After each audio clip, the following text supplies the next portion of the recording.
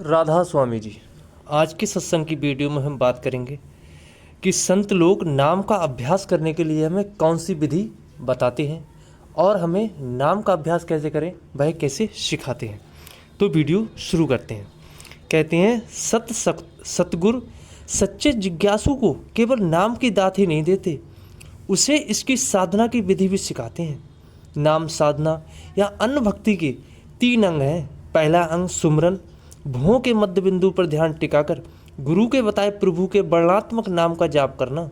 दूसरा ध्यान, अंतर में गुरु के स्वरूप का ध्यान करना।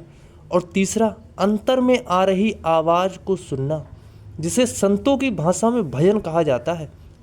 ठीक विधि से अभ्यास करने से अंतर में सतगुरु के ज्योतिर्मय स्वरूप का दर्शन होता है तथा दिव्य प्रकाश दिखाई देता है और दिव्य ध्वनि सुनाई देती है। ध्वनि आत्मा को ऊपर की ओर खींचती है और प्रकाश प्रभु के धाम तक पहुंचने का मार्ग दिखाता है। सतगुरु का आध्यात्मिक स्वरूप जिज्ञासु की आंतरिक यात्रा में उसका सहायक होता है। नाम की साधना एक कठोर तपस्या है। यह साधना वही कर सकता है जिसमें साहस तथा लगन हो और जो अपने उद्देश्य की पूर्ति के लिए कृत निश्चय हो। तुकाराम के वचन हैं कि जब तक अभ्यासी डटकर कमाई नहीं करता है तब तक उसे शब्द मार्ग का सूरमा नहीं कहा जा सकता। हथौड़े की चोटें सहने के बाद ही हीरे में पूरी चमक आती है। तुकाराम यह भी कहते हैं कि अभ्यास, परिश्रम तथा दृढ़ संकल्प से कुछ भी प्राप्त किया जा सकता है। जड़ कठोर चट्टानों में से रास्ता बना लेती है। रस्सी निरंतर घिसाव से एक बड़े पत्थर को भी काट डालती है और थोड़ी थोड़ी मात्रा में लेने पर विष भी पच जाता है। इसी तरह नित्य नियम पूर्वक की गई नाम भक्ति प्रभु तक पहुंचा देती है। आज के सत्संग की वीडियो संत तुकाराम राधा स्वामी सत्संग व्यास की पुस्तक से लिया जा रहा है। सत्संगी भाइयों से हमारा विनम्र निवेदन है कि वीडियो अंत तक सुने और वीडियो पसंद आए तो चैनल को सब्सक्राइब करें, वीडियो को लाइक करें और वीडियो को अधिक से अधिक अपने दोस्तों, अपने संबंधियों में अधिक से अधिक शेयर करें, ताकि प्रभु के इस सत्संग का वो भी अपने जीवन में लाभ उठा सकें। तो वीडियो पे आगे बढ़ते हैं। हमें प्रभु पर भरोसा रखना चाहिए। तुकाराम कहते हैं कि यदि तुम भरोसा रखोगे तो वह तुम्हें निराश नहीं करेगा, पर यह जरूरी है कि तुम उसे पाने के लिए उसी तरह परिश्रम करो जिस तरह संसार के पदार्थ पाने के लिए करते हो। कहते हैं जब तक मनुष्य का ध्यान शरीर के 9 द्वारों के रास्ते संसार में फैला हुआ है, वह अंतर में ना तो दिव्य ध्वनि को सुन सकता है और ना उसे ज्योति को देख सकता है जो कभी नहीं बुझती। जब जिज्ञासु अपने ध्यान को 9 द्वारों से हटाकर भुओं के बीच में एकाग्र कर लेता है और सद्गुरु के बताए प्रभु के नाम का जाप या सुमरन करता है, तब उसकी अंदर की आँख खुल जाती है और ध्वनि तथा ज्योति उसके अनुभव में आ जाती है। तुकाराम के शब्दों में कहें तो अंतर के अंधकार में सूर्य प्रकाशमान है। आँख को फोड़कर उस प्रकाश को देखो, अंदर जाए बिना उस सूर्य के प्रकाश की चमक दिखाई नहीं देती और ना ही जीव अपने वास्तविक स्वरूप को देख सकता है। प्रभु को पाने का केवल यही एक उपाय है। निरंतर सुमरन से प्रभु को याद करना ही सबसे अच्छी प्रार्थना है। तुकाराम जी कहते हैं कि जो मनुष्य अपना कामकाज करते हुए प्रभु के नाम का सुमरन करता रहता है, वह सदा समाधि के आनंद में रहता है। जो चलते फिरते प्रभु के नाम का सुमरन करता है, उसे पग पग पर यज्ञ का फल प्राप्त होता है। जो सांसारिक वस्तुओं को भोग करते हुए और उनका त्याग करके भी प्रभु के नाम का सुमरन करता है, उसके शरीर को कर्मों के फल नहीं भोगने पड़ते। जो इस प्रकार सदा प्रभु के नाम के सुमरन में लगा रहता है, वह जीते जी मुक्त हो जाता है। सुमरन द्वारा ही शिष्य अपनी फैली हुई चेतना को समेटकर भुओं के मध्य बिंदु पर ला सकता है। अंतर में अनाहत नाद को सुन और दिव्य प्रकाश को देख सकता है तथा आध्यात्मिक मार्ग पर चलता हुआ अनंत प्रभु से मिल सकता है, जो उसकी साधना का लक्ष्य होता है। एक अभंग में तुकाराम जी कहते हैं कि आलस मत करो, अंतर में निरंतर प्रभु के नाम का सुमरन करो। मनुष्य शरीर का बड़ा लाभ यही है कि इसके मिलने पर नाम का सुमरन करने से जीव को देह के रहते हुए भी उसकी सुध नहीं रहती, वह देह रहित हो जाता है। आगे बताते हैं कि जैसा कि पहले बताया जा चुका है कि एकाग्र मन से अंतर में सतगुरु के स्वरूप को देखना ध्यान कहलाता है। यदि शिष्य मन को सतगुरु के देह स्वरूप पर टिकाता है, कल्पना में एकाग्रता से सतगुरु के देह स्वरूप का ध्यान करता है, तो आध्यात्मिक यात्रा में उसका मार्गदर्शन करने के लिए उनका ज्योतिर्मय स्वरूप उसके अंतर में प्रकट हो जाता है। यह सतगुरु का आंतरिक दर्शन होता है।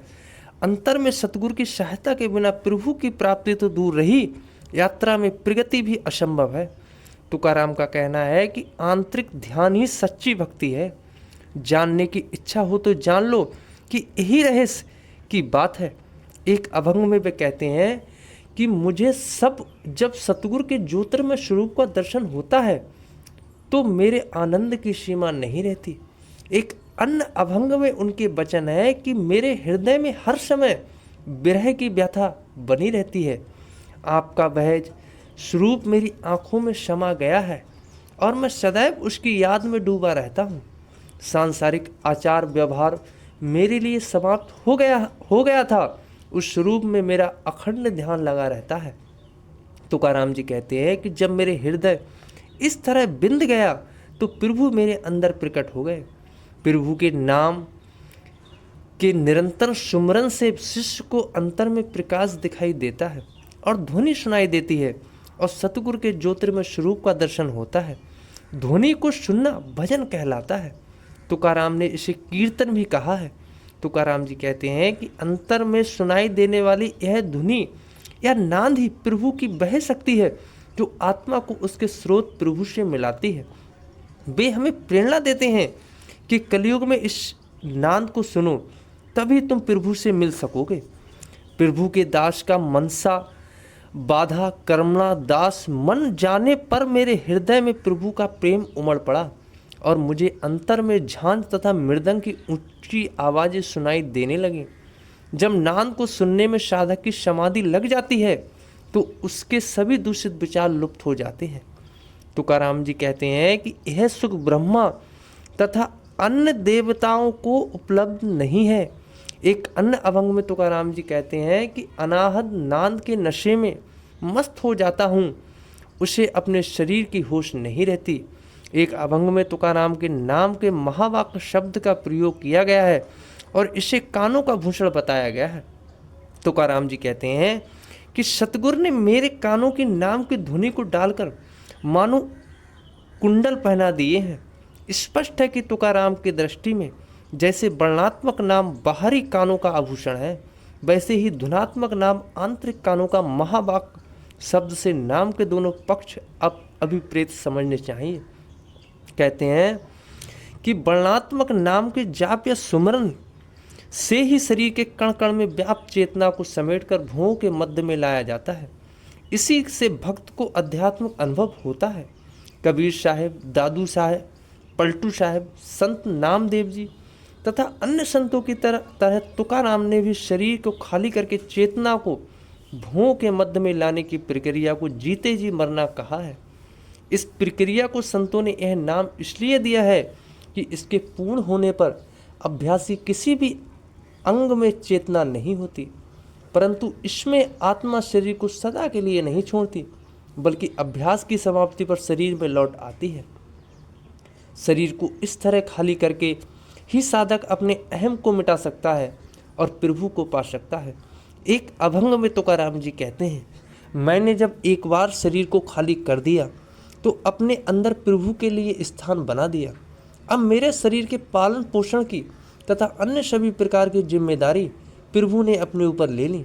मेरे अहम के मर जाने से प्रभु मेरे अंदर आवश्यक। आज के सत्संग की वीडियो यहाँ पर ही समाप्त हुई। सारे सत्संगी भाइयों से निवेदन है कि वीडियो अगर अच्छी लगी हो तो चैनल को सब्सक्राइब करें, वीडियो को लाइक करें और अधिक से अधिक वीडियो को शेयर करें। राधा स्वामी जी।